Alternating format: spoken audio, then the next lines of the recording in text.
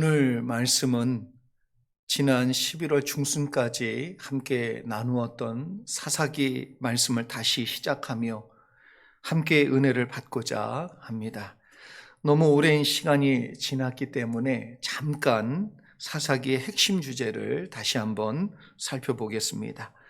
사사기는 죄를 반복하는 인간의 죄와 또 어리석음을 보여주고 사살하는 영웅들을 말해주고자 하는 내용이 주된 목적이 아니라고 분명히 말씀드렸습니다.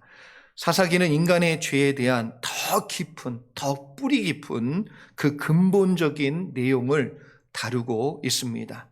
인간이 왜 타락할 수밖에 없는 그러한 중요한 이유를 우리에게 말해주고 있습니다.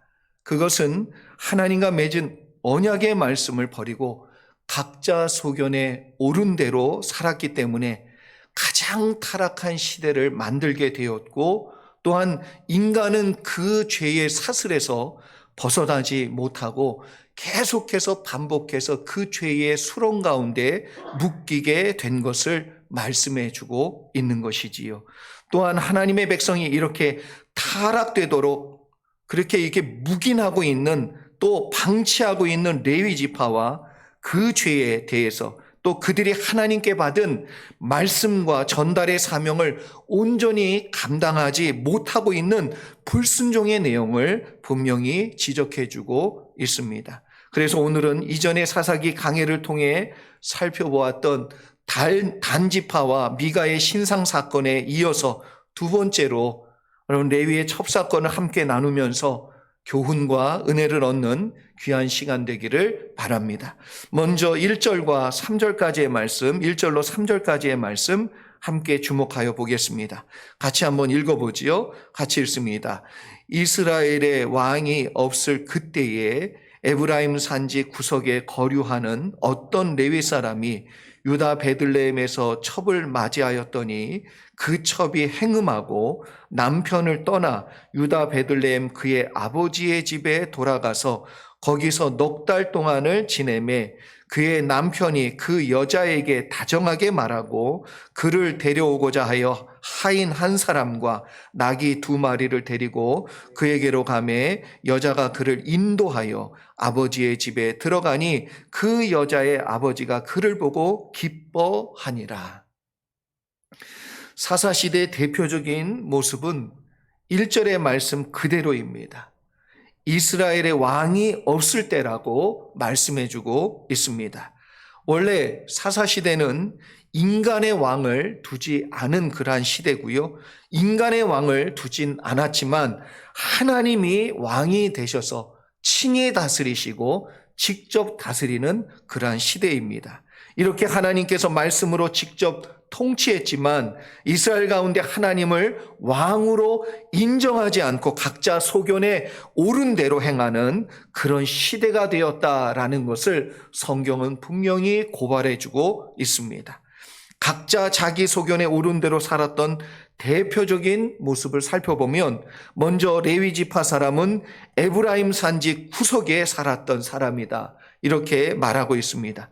그런데 그 당시 일반적으로 부유한 사람만이 누릴 수 있었던 첩을 두고 있었다라는 것을 말하고 있지요. 레위 지파 사람이지만 자신의 토지가 있었고 그 토지가 상당히 많았던 것을 알 수 있습니다. 그래서 부의 상징이라고 얘기할 수 있는 첩을 두고 사는 그러한 사람이었음을 우리에게 보여주고 있습니다. 그렇기 때문에 첩을 둘 수 있었다는 것 그 자체가 우리에게 주는 내용도 있지만 참 이상한 것은 이 첩이 간음하여 행음을 했다. 그런데 고향인 베들레헴 아버지 집으로 도망갔는데 그곳까지 이 레위가 찾아가고 있는 것을 말씀해 주고 있습니다. 여러분, 지금 이 상황을 보면요, 하나님이 정하신 율법대로 말하자면 돌로 쳐서 죽여야 마땅한 그러한 상황이에요. 그런데 레위 지파 사람은 남편으로서 전혀 그러한 것을 생각하지 아니하고 있고 인식하지 못하고 있고 그래야 된다라는 판단도 갖고 있지 않음을 얘기해 주고 있습니다. 여러분, 이것을 볼 때에 레위 사람이 자기의 일상에서 하나님의 말씀이 하나님의 법이 그를 지배하고 있지 않고 있다는 사실을 분명히 우리에게 보여주고 있는 것입니다.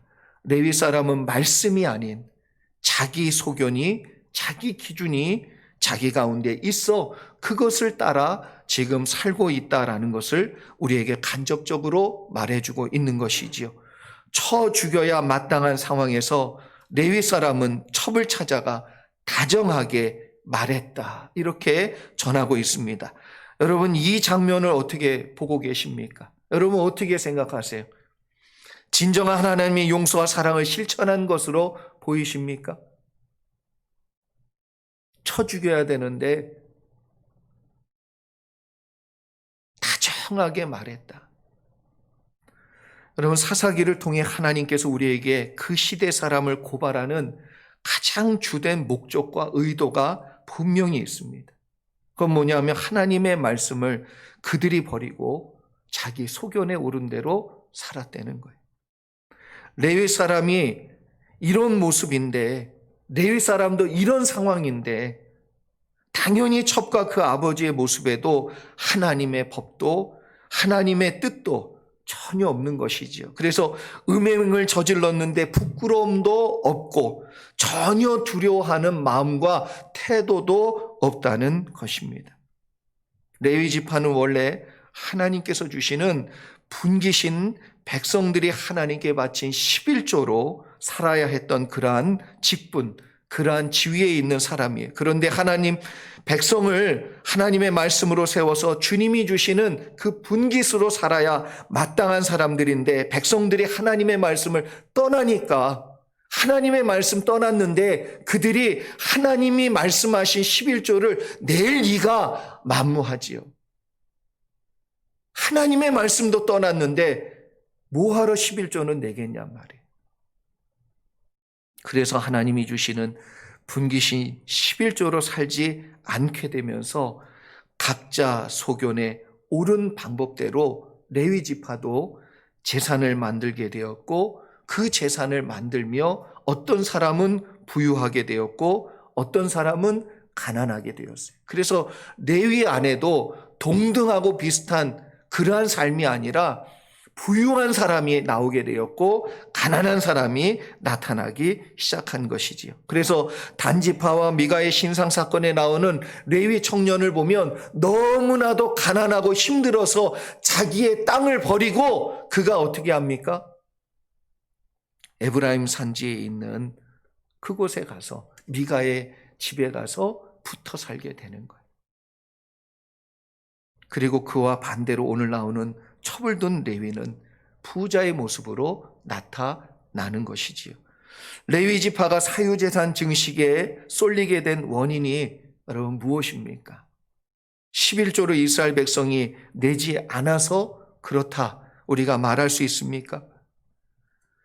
여기는 우리가 판단이 얼마나 세상적이고 우리도 모르는 사이에 우리가 판단하고 결정하고 그리고 어떠한 것들을 분별하는 기준이 얼마나 말씀과는 동떨어져 있고 우리 스스로가 가지고 있는 인생의 가치관, 내가 살아오면서 형성된 나의 기준으로 판단하고 바라보고 있는지를 우리가 되돌아봐야 된다. 나도 모르는 사이에 우리도 세상적인 기준에 빠져 있는 것이죠. 그래서 물질의 유무로 모든 것을 판단하는 세속적인 눈과 기준으로 레위 지파를 판단하고 11조를 드리지 않는 이스라엘을 판단하는 그러한 눈이 우리 가운데 있다는 거예요. 앞에서 언급한 사건을 통해서 우리가 판단하는 기준이 하나님의 말씀이 아니라 사사시대의 사람들과 전혀 다를 바 없이 돈이 기준이고요, 내가 기준인 거예요. 여러분, 목회자는 가난해야 된다라는 생각이 일반적입니다. 최근까지 대형교회 목사님들이 보여준 잘못된 모습이 있기 때문에 그렇게 생각하고 비판하는 것은 극히 당연하다라고 생각합니다. 제가 전도사 시절에 알고 지내던 청년 하나가 사랑의 교회에 출석했어요. 그런데 이 청년이 하루는 매우 화가 나가지고요. 교회가 다 썩었고 믿을 만한 목사 하나 없다고 잔뜩 화가 나서 저를 만나서 이야기를 했습니다. 내용을 들어보니까 오카는 목사님이 최근에 타고 다녔던 차가 길에 멈췄답니다. 가다가 멈춘 거예요. 그래서 장로님들이 이때다 싶으셨는지 차를 그 당시 가장 좋은 대형차로 바꾸어 주셨답니다. 그런데 오카는 목사님이 그걸 그냥 타고 다니신다는 거예요. 그게 못마땅하다는 거예요. 그게 틀렸다는 거예요. 그래서 오카는 목사님마저도 세속에 물들었다 이렇게 말하면서 한국 교회가 희망이 없고 다 썩었다 이렇게 말을 하더라고요. 그때 그 청년의 마음에 순수함이 있었어요. 처음에는 저도 그게 이해가 됐습니다. 그리고 얼마나 정의로움에 불타고 있는지 느낄 수 있을 정도로 강력하게 얘기를 했어요. 그때 그 청년의 마음을 저도 이해해 보려고 노력했지요. 이해가 되면서 한편으로는 바로 잡아줘야 될 내용이 있다는 것을 발견하게 되었습니다. 더 깊이 그 청년의 마음으로 들어가 보고 제 마음으로 들어가 보니까 하나님이 기준이 아니더라는 거예요. 자신의 의로움이 너무나 견고하게 기준이 되어 있고 세상이 말하고 있는 그러한 내용이 말씀 위에 서 있어서 하나님의 말씀으로 판단하는 게 아니라 세상의 잣대로 판단하고 있다는 것을 보았습니다. 그래서 이렇게 질문했어요. 만약 오카는 목사님이 그 당시에 가장 작은 차였는데 티코라는 차가 있어요. 4사람이 들면 들리는 차. 그래서 4사람이 들어서 주차장을 옮길 수 있는 차. 그런 차가 티코라고 그랬는데 이 티코를 타면 너는 오카는 목사님이 훌륭하시고 좋은 목사님이라고 인정하겠냐? 제가 이렇게 물어봤어요. 그런데 그 청년이 대답을 못하는 거예요.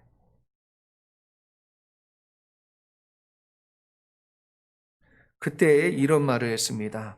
큰 차를 타느냐, 작은 차를 타느냐가 그 목회자의 좋고 나쁨을 결정하는 것이 아니라고 난 생각한다.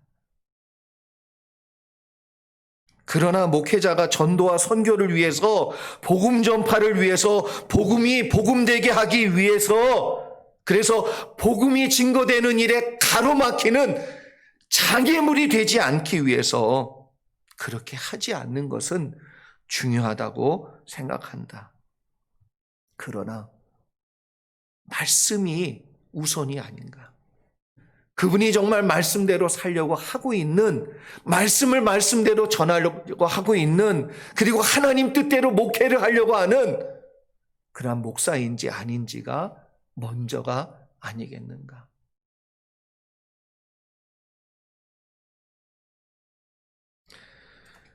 여러분, 우리가 세상 사람들의 말을 경청해야 됩니다. 그런데 세상 사람들의 말이 다 성경적이진 않다는 거예요.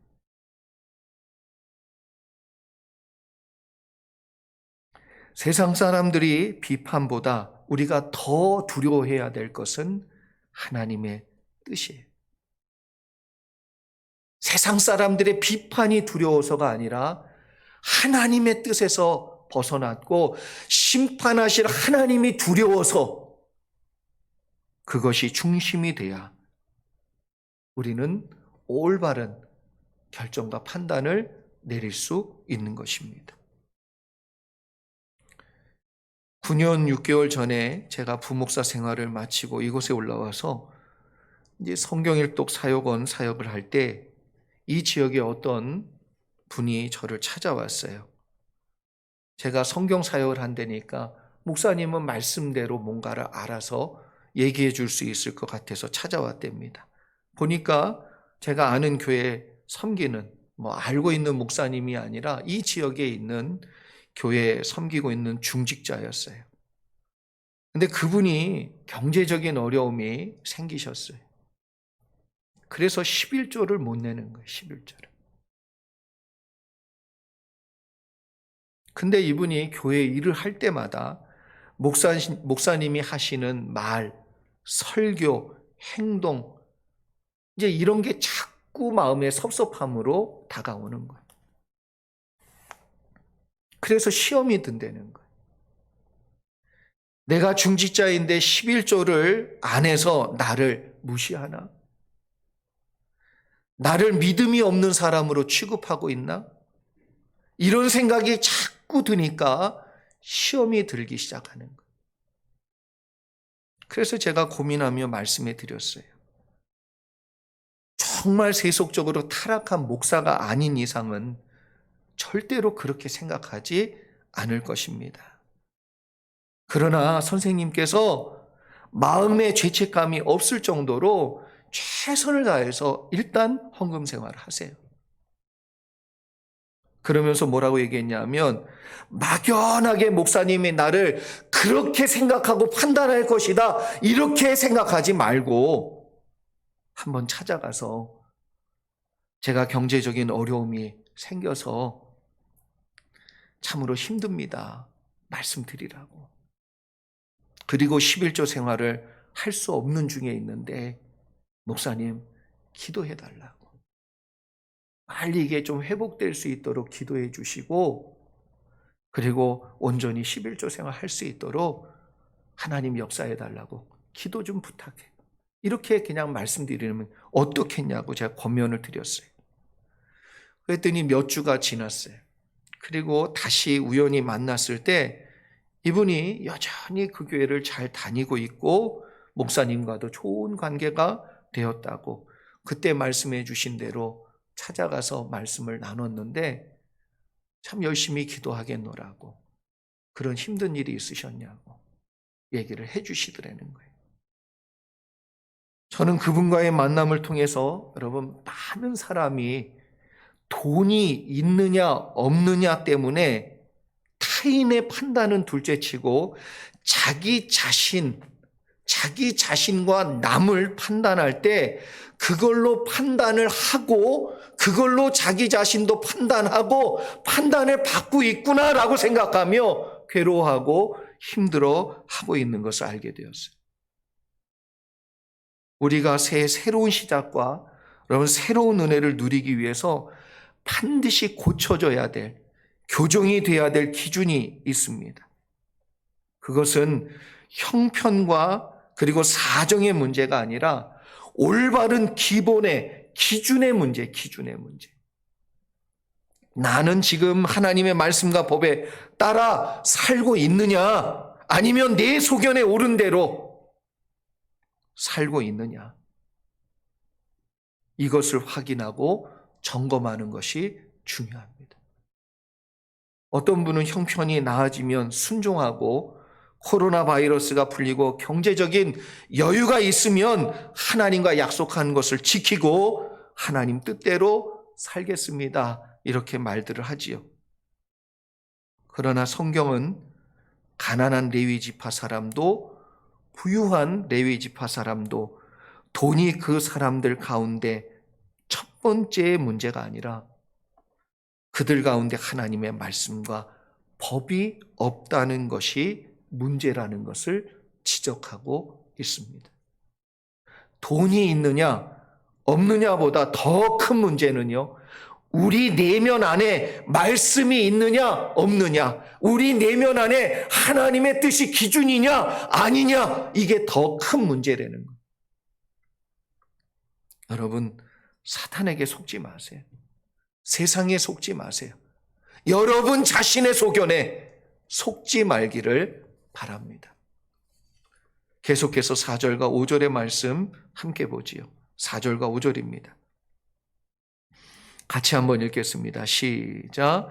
그의 장인 곧 그 여자의 아버지가 그를 머물게 하매 그가 3일 동안 그와 함께 머물며 먹고 마시며 거기서 유숙하다가 넷째 날 아침에 일찍 일어나 떠나고자 하매 그 여자의 아버지가 그의 사위에게 이르되 떡을 조금 먹고 그대의 기력을 돋운 후에 그대의 길을 가라 하니라.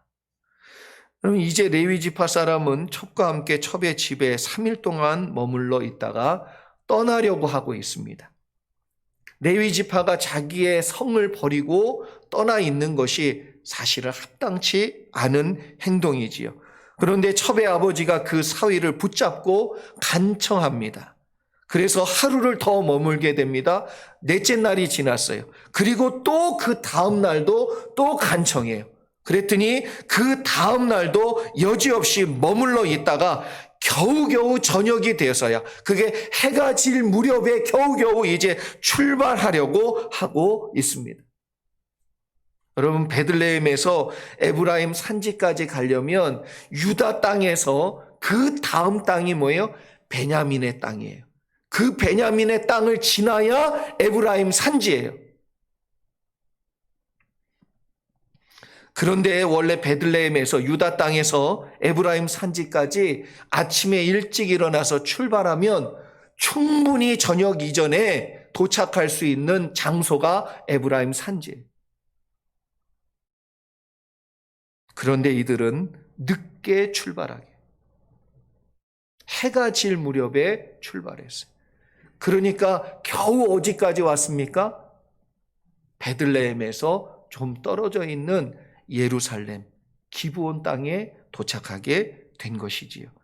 이렇게 늦게 출발하게 되어 결국 다음에 일어나는 사건은 어마어마한 결과로 확산되어지고 불이 번지듯이, 그래서 그 모든 불이 다 태우듯이 엄청난 일이 일어나기 시작합니다. 참으로 끔찍한 사건이지요. 첩이 윤간을 당하고 죽임을 당해요. 그리고 이 첩을 토막내어서 12지파 각 성에 보냅니다. 이 일로 인해서 베냐민 지파와 나머지 모든 이스라엘 지파가 큰 싸움이 벌어져요. 동족 간의 혈투가 벌어집니다. 그래서 베냐민 지파 남자가 26,700명이었는데 겨우 600명만 남는 그러한 끔찍한, 그래서 한 지파가 완전히 다 멸절되어 버릴 만한 사건으로 번지게 됩니다. 레위의 첩사건은 이렇게 불이 되어서 완전히 나도 파멸하고 다른 사람도 파멸하게 만드는 결과를 초래합니다. 왜 이렇게 되었냐는 거예요. 어디서부터 이 출발이 시작됐냐는 거예요. 여러분, 내용의 원인은 참으로 많겠지만 우리가 본문에서 보면 출발이 늦었다는 거예요.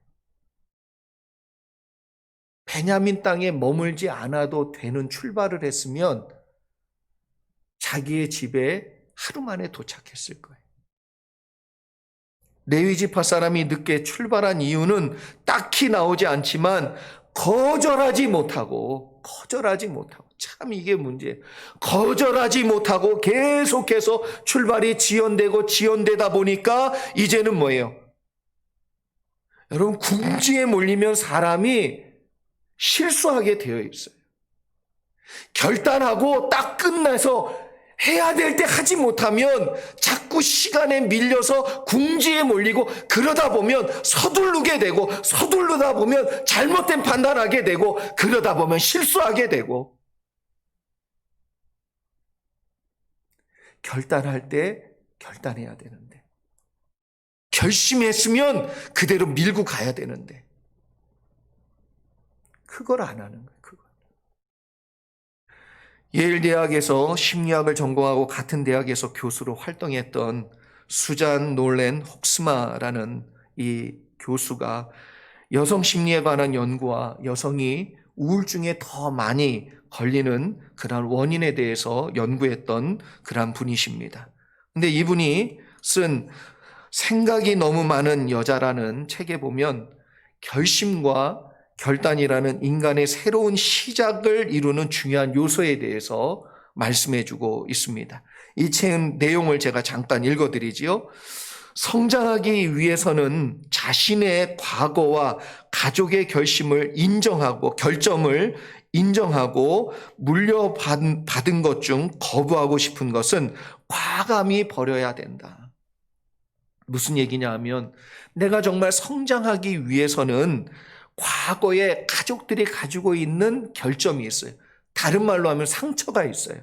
근데 그것을 내가 물려받지 않으려면 그걸 거부하고 싶은 과감한 마음이 있어야 된다는 거예요. 그걸 버려야 되겠다라는 내용이 있어야 된다는 거예요. 계속 읽어드리면 이렇습니다. 가령 알코올 중독이었던 아버지의 영향이 자신에게 미치고 있다면 그 사실을 단순히 부정할 것이 아니라 과감한 결단을 내려야 한다. 그러지 않으면 항상 과거에 고정된 채로 자신도 모르는 사이에 어느새 알코올 중독자가 되어 살아가고 있을지 모른다. 과감한 그냥 내가 그걸 거부하는 정도가 아니라 과감하게 결단하고 결심하는 게 없으면 나도 모르게 글로 끌려간다는 거예요. 습성으로 끌려가고 본능으로 끌려가고 육신의 생각에 끌려가는 거예요. 사람 안에 여러분 버려야 될 것이 있어요. 그것을 알지 못하고 인정하지 않는 것도 너무나도 과거에 묶이고 상처에 묶이는 것도 문제이지요. 그러나 더 큰 문제는 버려야 한다는 것도 알고 있어요. 그런데 그걸 안 버리는 거예요. 어떤 분은 그래요. 못 버린대요. 못 버린대. 그래서 그것에 묶이게 되면 점점 과거에 상처에 그래서 부족하고 미련하고 답답한 나의 옛 모습에 묶여서 괴로워하며 살아갑니다. 결국 이런 유형의 사람은 새로운 시간과 기회가 주어진다 할지라도 여전히 옛 모습에 묶여서 시간만 지나갈 뿐이지요. 과거의 모습에 계속 있는 거예요. 2021년도가 열렸는데 그 사람은 지금까지 살아왔던 옛 모습 그대로 살 뿐이에요. 시간만 새로워졌지 내 인생이나 내 마음이나 내 삶은 전혀 새롭지 않다라는 거예요.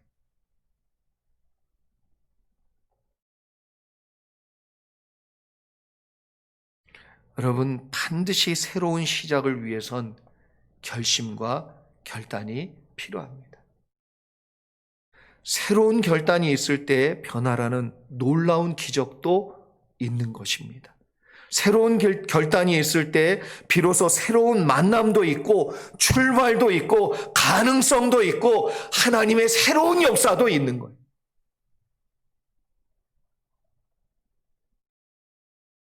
그래서 아브라함의 새로운 역사가 언제 이루어졌습니까? 하나님이 말씀해 주신 대로 결단하고 본토 친척 아비 집을 떠나 하나님이 지시한 땅으로 가면서부터 아브라함의 운명은 달라졌어요. 인생이 달라졌습니다. 그의 미래가 새로워졌어요. 지금 우리에게 새로운 결단이 필요한 그러한 시기입니다. 우리에게 새로운 시작이란 물질이 주는 것이 아니에요. 환경이 주는 게 아닙니다. 여러분, 물질이 있고 코로나 바이러스 사태가 종식이 되면 변화될 것이다? 안 그래요. 새해가 되면 변화될 것이다? 안 그렇습니다. 여러분, 사르밧 과부만큼 가난했던 사람도 없어요. 여러분도 다 아시는 것처럼 사르밧 과부는요, 한 번 먹고 죽을 내용만 남았어요. 그리고 기근은 끝나지 않았어요. 계속되고 있었어요. 희망이 없었습니다. 그럼에도 불구하고 그는 하나님을 의지했어요.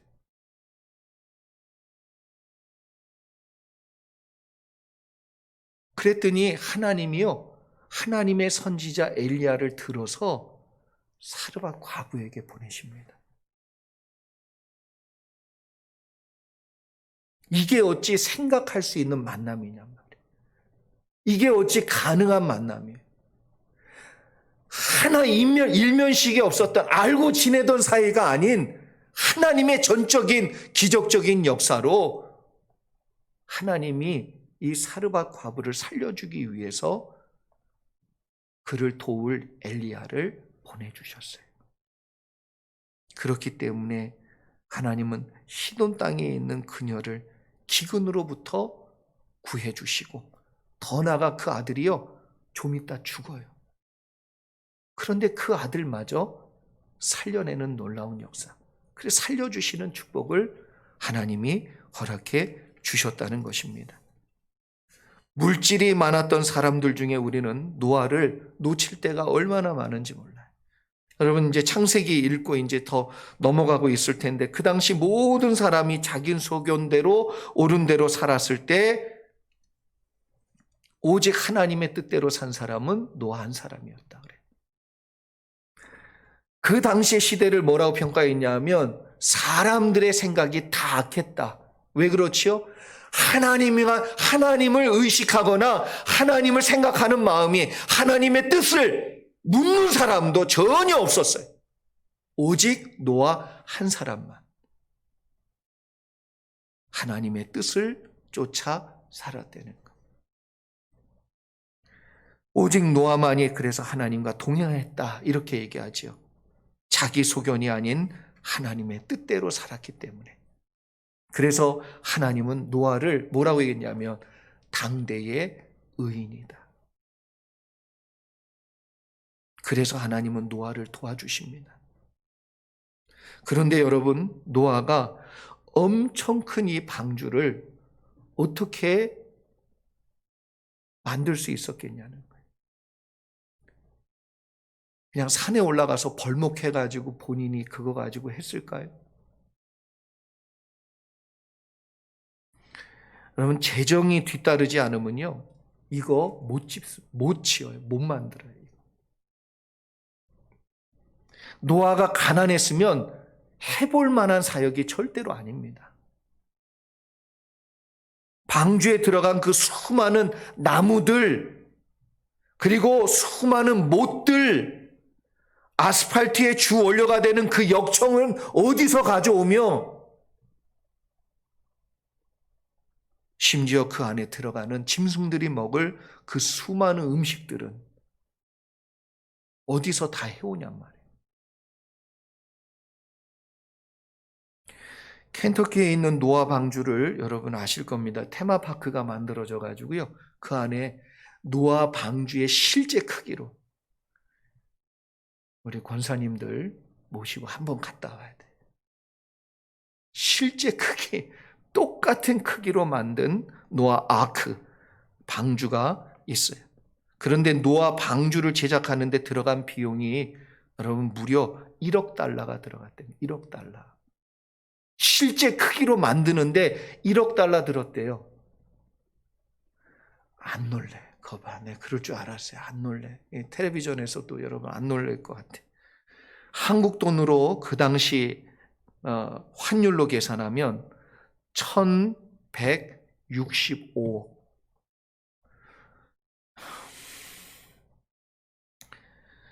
우리에게 한 60억만 주면 좋겠는데. 1165. 그러면 노아 당시에 아무리 못 들었어도 10분의 1만 들었어도 116억. 100분의 1만 들었어도 그래도 11억이 좀 넘어요. 노아가 가난했으면 절대로 하지 못하는 대공사고 대사역이었단 말이에요.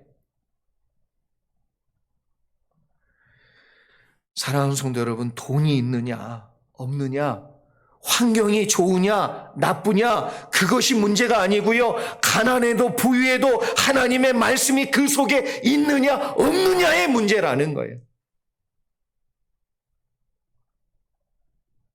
속지 마세요. 코로나 바이러스 사태의 종식도 중요합니다. 그러나 환경이 어렵고 힘들어도 하나님의 말씀대로 사느냐 안 사느냐가 우리에게 가장 중요한 문제가 되지 아니하면 우리는 코로나 바이러스 사태가 해결되고요, 경제가 좋아져도 절대로 하나님 중심으로 안 삽니다.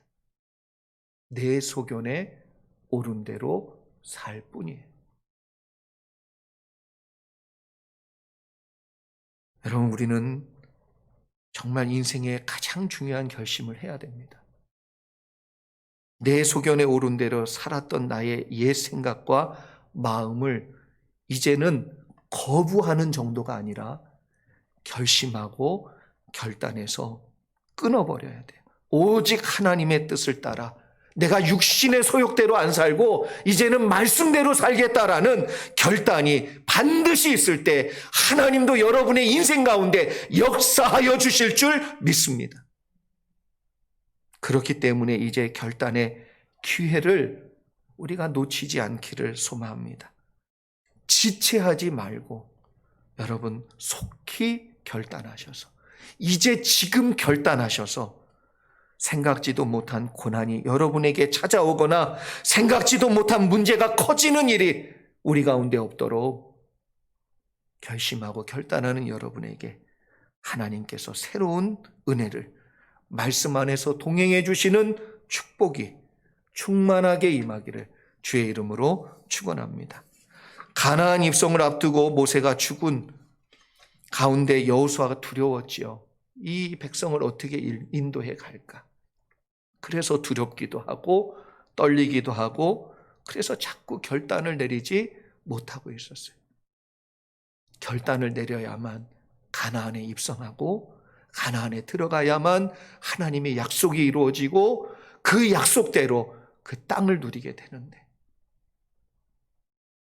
그래서 하나님께서 여호수아에게 다음과 같은 말씀을 해주십니다. 이 말씀 여러분에 읽어드리고 오늘 말씀을 마치고자 합니다. 이 율법책을 내 입에서 떠나지 말게 하며 주야로 그것을 묵상하여 그 안에 기록된 대로 다 지켜 행하라. 그리하면 내 길이 평탄하게 될 것이며 내가 형통하리라. 내가 내게 명령한 것이 아니냐. 강하고 담대하라. 두려워 말며 놀라지 말라.